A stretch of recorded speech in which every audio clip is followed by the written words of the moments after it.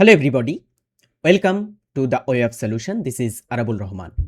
31st July 2026 দেখতে দেখতে আমরা এই মাসের একদমই শেষ লগ্নে চলে এসেছি এবং আজকের দিনের কারেন্ট অ্যাফেয়ার্স আমরা চর্চা করব। এরপরের নেক্সট মান্থ থেকেও আমরা কারেন্ট অ্যাফেয়ার্স নিয়ে ডেলি যেমন চর্চা করি তেমন কিন্তু কন্টিনিউ করতে থাকবো। তো আজকের ডেলি কারেন্ট অ্যাফেয়ার্সের পর্বে অনেক গুরুত্বপূর্ণ কয়েকটা কোশ্চেন অ্যান্সার আছে, খুব ভালো লাগবে। চলো আমরা শুরু করছি আজকের পর্বটি।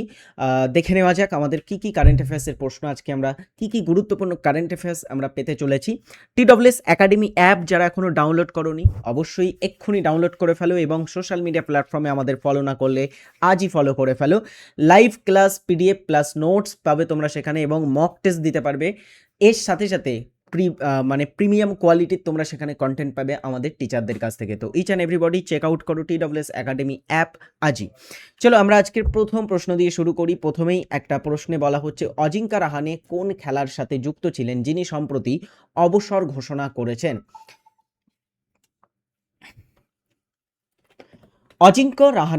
অজিঙ্ক্য রাহানে ইনি একজন আমাদের ভারতীয় ক্রিকেট খেলোয়াড়।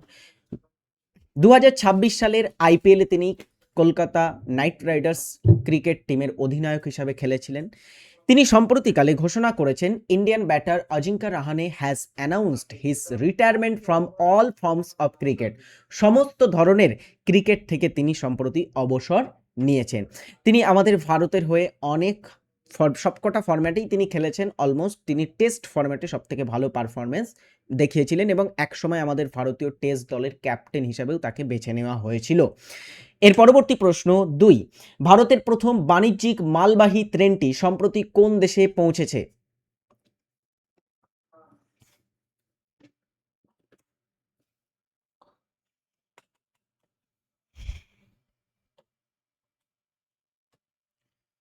ভারতবর্ষের প্রথম মালবাহী ট্রেন সেটি পৌঁছেছে নেপাল দেশে। ইন্ডিয়াস ফার্স্ট কমার্শিয়াল অর্থাৎ বাণিজ্যিক freight train reaches Nepal carrying canola বহন করে সম্প্রতিকালে ক্যানোলা পণ্য নিয়ে সম্প্রতিকালে নেপালে আমাদের ভারতের প্রথম বাণিজ্যিক মালবাহী ট্রেনটি গিয়েছে বা সেখানে পৌঁছেছে। এরপরের প্রশ্ন 3, সম্প্রতি পশ্চিমবঙ্গের কোথায় জাতীয় তদন্তকারী সংস্থা বা NIA প্রথম নিজস্ব থানা গড়ে তোলা হয়েছে? NIA সংস্থা যেটা আছে সেই NIA এর প্রথম নিজস্ব থানা গড়ে তোলা হচ্ছে পশ্চিমবঙ্গের কোন শহরে, কোন স্থানে? বলা হচ্ছে নিউ টাউন অপশানে পাচ্ছি আমরা, সল্ট লেক, আসানসোল এবং শিলিগুড়ি। পশ্চিমবঙ্গ রাজ্যের প্রথম ডেড স্টুডেন্টস NIA তাদের নিজস্ব থানা গড়ে তুলতে চলেছে নিউ টাউন, রাজারহাট নিউ টাউনে। পশ্চিমবঙ্গে তৈরি হয়ে গেল NIA এর থানা। নিউ টাউনে NBCC ভবনে 16 তলায় এই থানা তৈরি হচ্ছে। দিল্লির সদর দপ্তরের পাশাপাশি মুম্বাই, চেন্নাইয়ের মতো বড় বড় শহরগুলিতে NIA এর থানা রয়েছে এবং সম্প্রতি তারা পশ্চিমবঙ্গের নিউ টাউন বা রাজারহাট নিউ টাউনেও একটা তাদের পশ্চিমবঙ্গ রাজ্যের প্রথম নিজস্ব থানা তারা গড়ে তুলতে চলেছে। অলরেডি তার প্রস্তুতি চূড়ান্তভাবে সম্পন্ন হতে চলেছে। এরপরের প্রশ্ন, সম্প্রতি দানবীর উদ্যোগটি কোন মন্ত্রক দ্বারা চালু করা হয়েছে?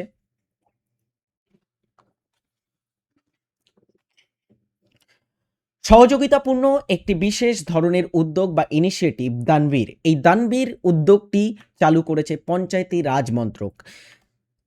The Danveer initiative was launched on July 29, 2026। 29শে জুলাই 2026 এটা লঞ্চ করা হয়েছে দানবীর উদ্যোগটি by the ministry of Panchayati Raj in New Delhi.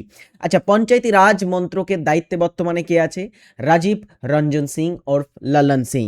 এরপরের প্রশ্ন, সম্প্রতি ডক্টর কে শ্রীখর রেড্ডি কোন দেশে ভারতের পরবর্তী রাষ্ট্রদূত হিসাবে নিযুক্ত হয়েছেন?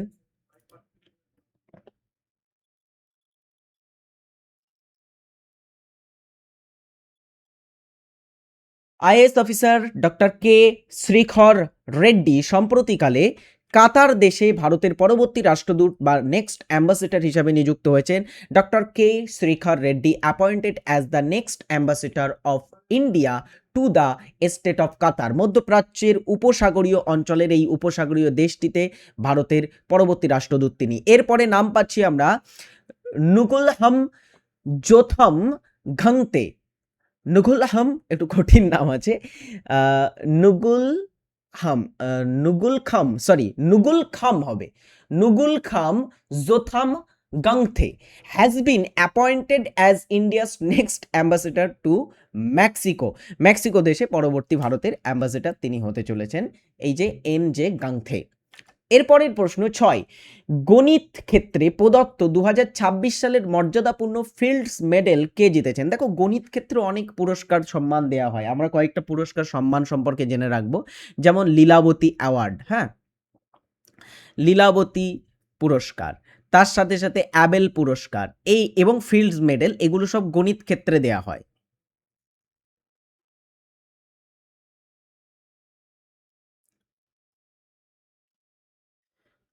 তো গণিত ক্ষেত্রে প্রদত্ত মর্যাদাপূর্ণ ফিল্ডস মেডেল 2026 সালের জন্য যিনি পেলেন তিনি হলেন Hong Wang. Mathematician Hong Wang won the 2026 fields medal. ইনি হচ্ছেন একজন চীনা গণিতবিদ, ঠিক আছে, চীনা গণিতবিদ তিনি। সম্প্রতি কোন দেশ ইন্টারন্যাশনাল ক্রিমিনাল কোড বা আইসিসি থেকে নিজেদের প্রত্যাহারের সিদ্ধান্ত নিয়েছে বা সিদ্ধান্ত জানিয়েছে?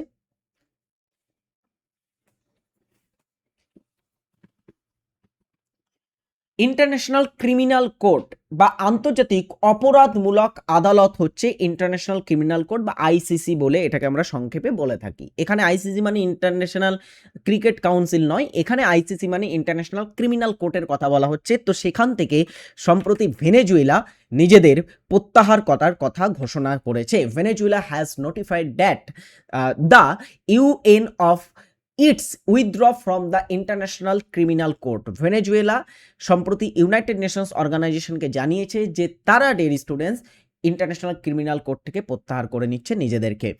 আন্তর্জাতিক অপরাধ আদালত বা আইসিসি এটা 2002 সালে প্রতিষ্ঠিত হয়েছিল। আন্তর্জাতিক অপরাধ আদালত যেটা, এটা সদর দপ্তর নেদারল্যান্ডসের হেগ শহরে অবস্থিত, যে হেগ শহরে ইন্টারন্যাশনাল কোর্ট অফ জাস্টিস বা আইসিজেটাও কিন্তু অবস্থিত আছে। নেক্সট কোশ্চেন 8, চীনের হংজৌতে অনুষ্ঠিত আইএসএসএফ ওয়ার্ল্ড কাপ 2026-এ ভারত মোট কতটি পদক জিতেছে? আইএসএসএফ মানে শুটিং যে বিশ্বকাপ সেটাকে বোঝাচ্ছে। তো 2026-এ যে শুটিং বিশ্বকাপ হলো আইএসএসএফ ওয়ার্ল্ড কাপ, সেটা চীনের হংজৌতে অনুষ্ঠিত হয়েছিল এবং আমরা বলেছি আমাদের বিভিন্ন খেলোয়াড়রা সেখানে বিভিন্ন পদক জিতেছে। তো তার মধ্যে টেরি স্টুডেন্টস, আমাদের Bharat total number of medals কতগুলি পদক জিতেছে? 4টি পদক ভারত জিতেছে। India concluded their campaigning at the ISSF World Cup 2026 in Hangzhou, China with the total of 4 medals, 1 gold, 1 silver and 2 bronze medal. এটা হচ্ছে ভারতের মেডেল 2026-এর আইএসএসএফ ওয়ার্ল্ড কাপে। এখানে আমাদের ভারত কি কি পেয়েছে একটু দেখি। দেখো আইএসএসএফ ওয়ার্ল্ড কাপ হংজৌতে হয়েছে, যেখানে ডেয়ারি স্টুডেন্টস সোনাম মাস্কার এবং হিমাংশু ধিল্লন তারা দুজনে মিলে জয়েন্টভাবে একটা ব্রোঞ্জ মেডেল জিতেছে। এটা হচ্ছে আমাদের লাস্ট ব্রোঞ্জ এসেছিল, তো একটা ব্রোঞ্জ পদক। এছাড়া মনু ভাকের একটা ব্রোঞ্জ পদক জিতেছে 25 মিটার পিস্তল ইভেন্টে, তিনি এটা জিতেছেন। এছাড়া সৈনাম ভিজ তিনি জিতেছেন একটা রৌপ্য পদক 10 মিটার এয়ার পিস্তল ইভেন্টে। এছাড়া এশা সিং একমাত্র গোল্ড জিতেছে এখানে 25 মিটার পিস্তল ইভেন্টে, won gold medal in the women's 5 metre pistol event. তো এশা সিং এর নামটা খুব গুরুত্বপূর্ণ, একমাত্র মহিলা যিনি এই বিশ্বকাপে গোল্ড মেডেল জিতেছেন। বাকি মনু ভাকের জিতেছেন ব্রোঞ্জ, সোনাম মাস্কার এবং হিমাংশু ধিল্লন জিতেছে দুজন মিলে যৌথভাবে একটা ব্রোঞ্জ, এবং সাইনাম ভিজ তিনি জিতেছেন একটা রৌপ্য পদক। এরপরের প্রশ্ন এটি, প্যারা অ্যাথলিট দিলীপ গাভিত 2026 কমনওয়েলথ গেমসে কোন পদক অর্জন করেছেন?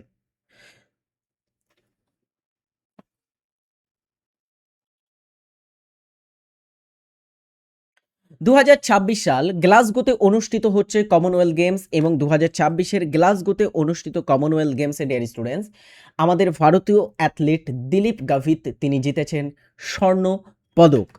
প্যারা athlete Dilip Gavit wins gold and Mohammad Basir তিনি claims silver at Commonwealth Games. তো দিলীপ গাভিত তিনি একটা স্বর্ণ পদক জিতেছেন এবং মোহাম্মদ বাসিল জিতেছেন একটা সিলভার মেডেল বা রৌপ্য পদক কমনওয়েলথ গেমস 2026-এ। আমরা কমনওয়েলথ গেমসটাকে পরপর কিন্তু ফলো করছি। যে যেদিনে যে পদক জিতছে আমি কিন্তু সেই নিউজটা তোমাদের প্রোভাইড করছি। আচ্ছা, কমনওয়েলথ গেমসে প্যারা অ্যাথলেটিক্সে ভারত ইতিহাস সৃষ্টি করেছে পুরুষদের পুরুষদের হুম, পুরুষদের 100 মিটার T47 ইভেন্টের ফাইনালে দিলীপ মাহুদ গাভিত তিনি সোনা জিতেছেন এবং মোহাম্মদ বাসিল মোরসিং নাকাত তিনি রূপো পদক জিতেছেন। ঐতিহাসিক সাফল্য করেছেন, দুজনে ঐতিহাসিক সাফল্য অর্জন করেছেন। আচ্ছা, এরপরে গ্লাসগোতে আয়োজিত 2026 কমনওয়েলথ গেমসের 10,000 মিটার দৌড়ে রৌপ্য পদক জিতে গুলবীর সিং প্রথম ভারতীয় অ্যাথলিট হিসাবে রেকর্ড গড়েছেন। এটা খুব খুব বড় কিন্তু একটা রেকর্ড। 10,000 মিটার দৌড়, বুঝতে পারছো কতটা দৌড়?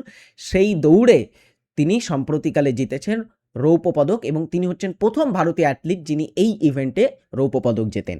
এছাড়া মহিলাদের 69 কেজি ভার উত্তোলন ইভেন্টে হরজিন্তর কৌর ভারতের পদক তালিকায় আরও একটি রৌপ্য পদক যুক্ত করেছে। হরজিন্দর কৌরেরটা আমরা গতদিনেও পড়েছিলাম মেবি, না? সো এই হচ্ছে আমাদের ভারতের অ্যাচিভমেন্ট। এর পরবর্তীতেও ভারত যদি অন্যান্য পদক জেতে সেগুলোও কিন্তু আমি তোমাদের এখানে এইভাবে প্রোভাইড করব। এরপরের প্রশ্ন 10, ভারতের প্রথম টেলিকম ম্যানুফ্যাকচারিং জোন কোথায় গড়ে তোলা হবে?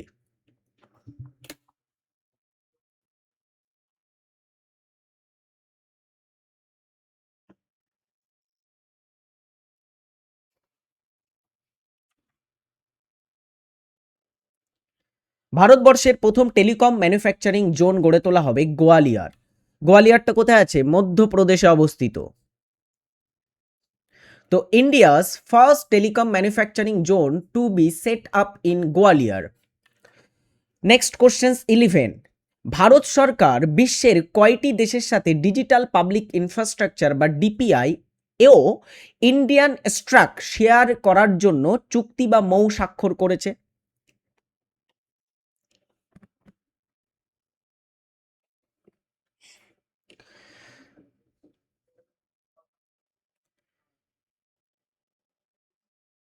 ভারত সরকার ডিজিটাল পাবলিক ইনফ্রাস্ট্রাকচার ও ইন্ডিয়া স্ট্রাক শেয়ার করার জন্য মৌ স্বাক্ষর করেছে 24টি দেশের সাথে ইতিমধ্যে।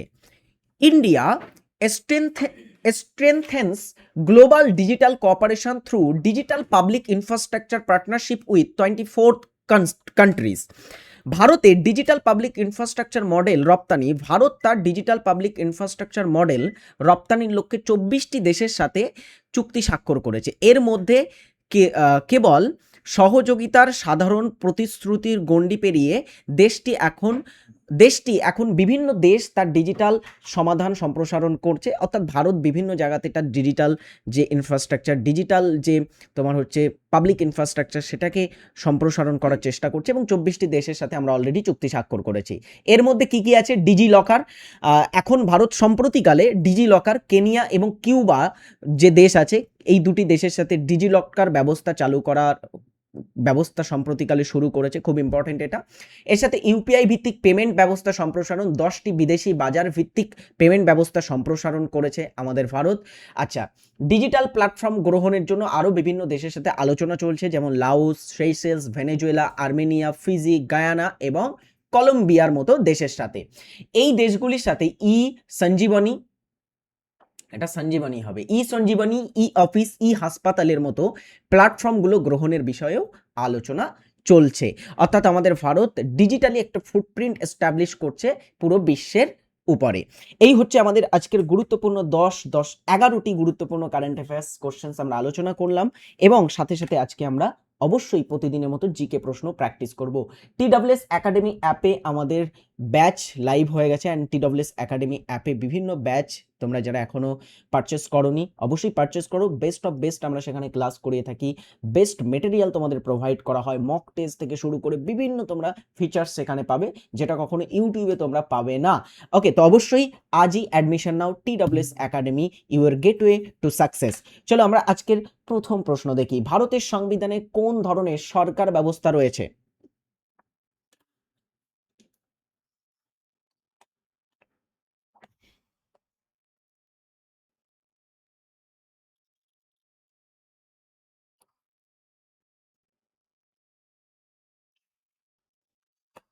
ভারতের সংবিধানে কোন ধরনের সরকার ব্যবস্থা? ভারতের সংবিধানে সংসদীয় সরকার ব্যবস্থা আমরা দেখতে পাই এবং যুক্ত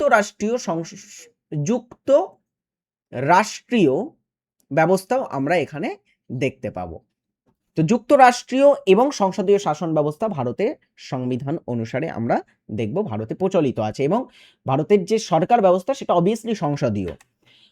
আন্দামান ও নিকোবর দ্বীপপুঞ্জ প্রায় ড্যাশটি দ্বীপ নিয়ে গঠিত। কতগুলি দ্বীপ নিয়ে আন্দামান ও নিকোবর দ্বীপপুঞ্জ গড়ে উঠেছে?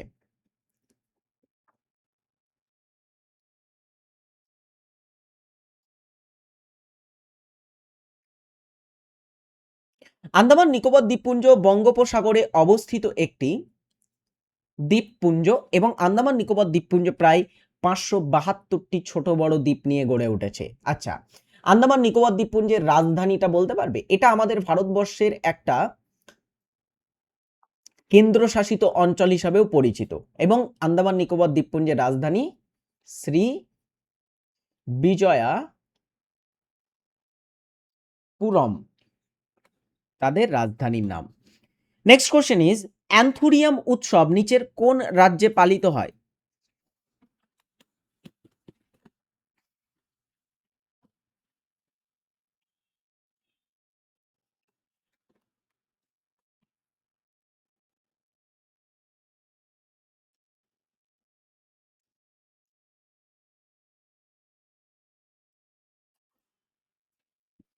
অ্যান্থুরিয়াম উৎসব পালিত হয়ে থাকে মিজোরামে এবং মিজোরামে যখন জানো অ্যান্থুরিয়াম উৎসব পালিত হয় তখন মিজোরামে মাই ডিয়ার স্টুডেন্টস একটা বিশেষ নৃত্য পরিবেশন করা হয়। মিজোরামের আইজল অঞ্চল যেটা আছে মিজোরামের রাজধানী সেখানে একটা বাঁশের নৃত্য পরিবেশন হয়। এই নৃত্যটাকে বলা হয় চেরাও নৃত্য। চেরাও নৃত্য চেরাও নৃত্যটাকে আমরা বাঁশের নৃত্য বলতে পারি। এটা পরিবেশিত হয়ে থাকে মিজোরামে। মহাবিশ্বের বয়স আনুমানিক কত ধরা হয়? আমাদের পুরো যে মহাবিশ্বটা আছে সেই মহাবিশ্বের আনুমানিক বয়স কত? ইউনিভার্সের আনুমানিক বয়স কত? পুরো ইউনিভার্সের আনুমানিক বয়স মনে করা হয় 13.8 বিলিয়ন বছর। আর আমাদের পৃথিবীর বয়স কত বলতে পারবে? পৃথিবীর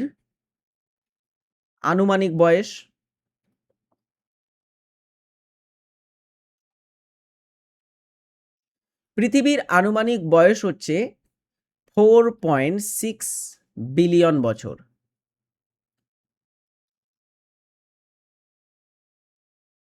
চলো, চন্দ্রগুপ্ত মৌর্যের জৈন গুরুর নাম কি ছিল?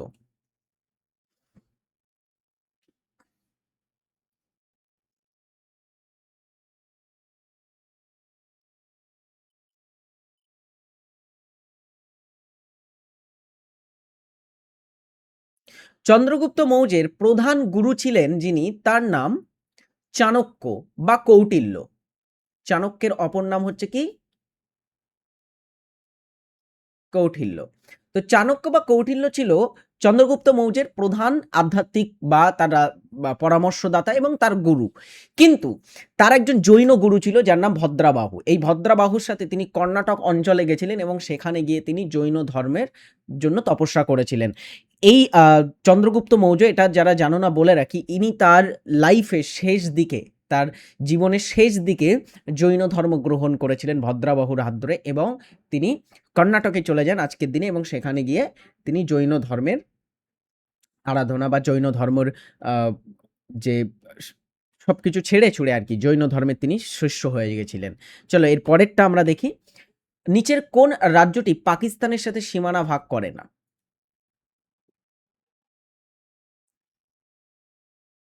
পাকিস্তান এবং ভারতের সীমানার নাম কি? ভারত এবং পাকিস্তানের সীমানার নাম কি?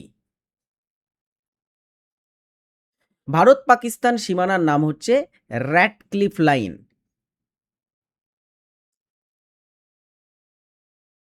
তাই তো?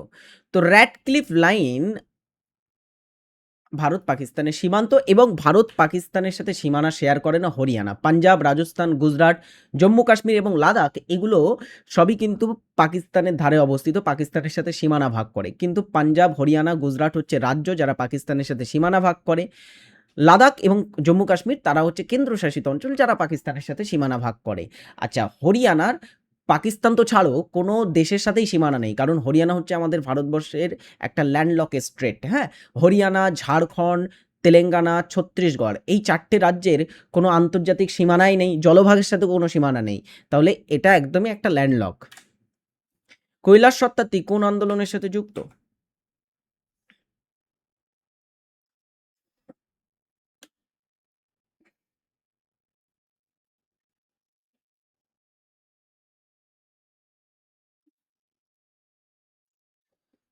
কৈলাস সত্যার্থী তিনি বচপন বাঁচাও আন্দোলনের সাথে যুক্ত ছিলেন। আচ্ছা, এই কৈলাস সত্যার্থী তিনি নোবেল পেয়েছিলেন কত সালে জানো? কৈলাস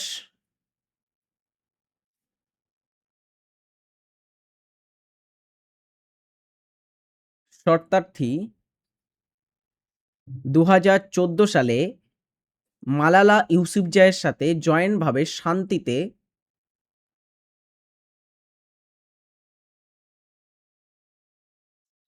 নোবেল জেতেন। আচ্ছা, এর পরের প্রশ্ন, দ্য ইন্টারপ্রেটার অফ মেলোডিজ বইটির লেখক কে?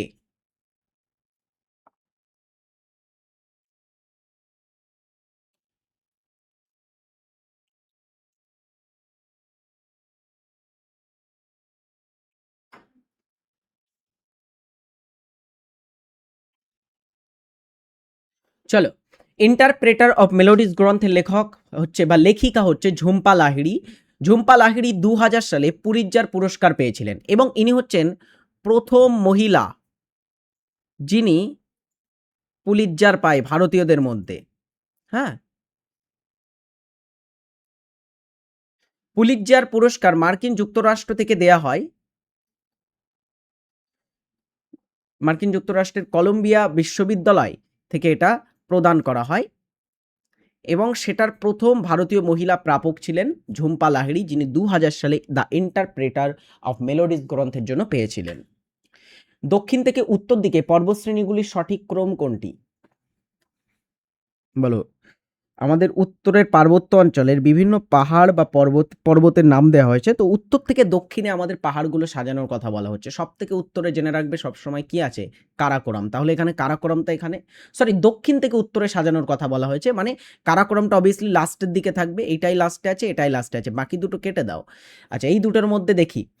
আচ্ছা, পীর পাঞ্জাল, কারাকোরামের পরে ঠিক লাদাখ আছে, তো কারাকোরামের পরে Ladakh, option B right answer হবে এটা, অপশন বি। দেখো আমি একটু দেখিয়ে দিই, এক্সপ্লেন করি।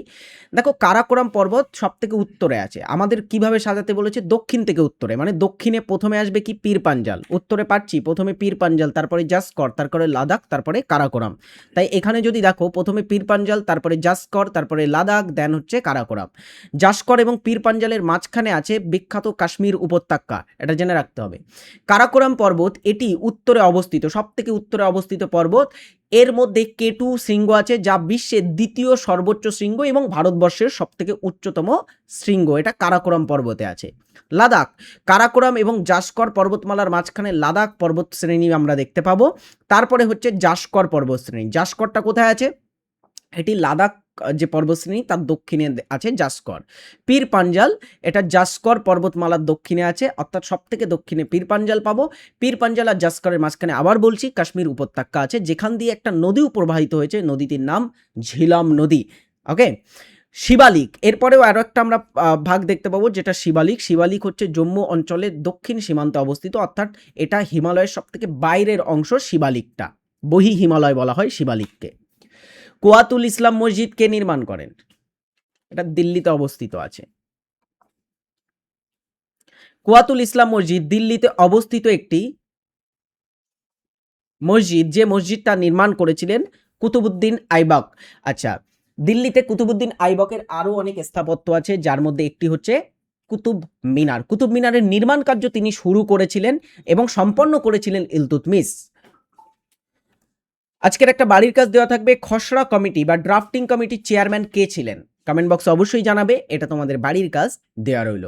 Thanks for watching. যারা শেষ পর্যন্ত ক্লাসটি দেখেছো, ক্লাসটি একটু শেয়ার করো সকলে। আর প্রতিদিনের পর্বটিতে সকলে লাইক করতে ভুলবে না। TWS একাডেমি অ্যাপে যারা এখন অ্যাডমিশন নাওনি, আজই অ্যাডমিশন নিয়ে ফেলো এবং বিভিন্ন সোশ্যাল মিডিয়া প্ল্যাটফর্মে যারা এখনো আমাদেরকে ফলো করোনি, অবশ্যই কিন্তু ফলো করে নেবে সকলে। সমস্ত লাইভ আপডেট সেখানে তোমরা আমাদের সম্পর্কে পেয়ে যাবে। টাটা, ভালো থাকবে। বাই।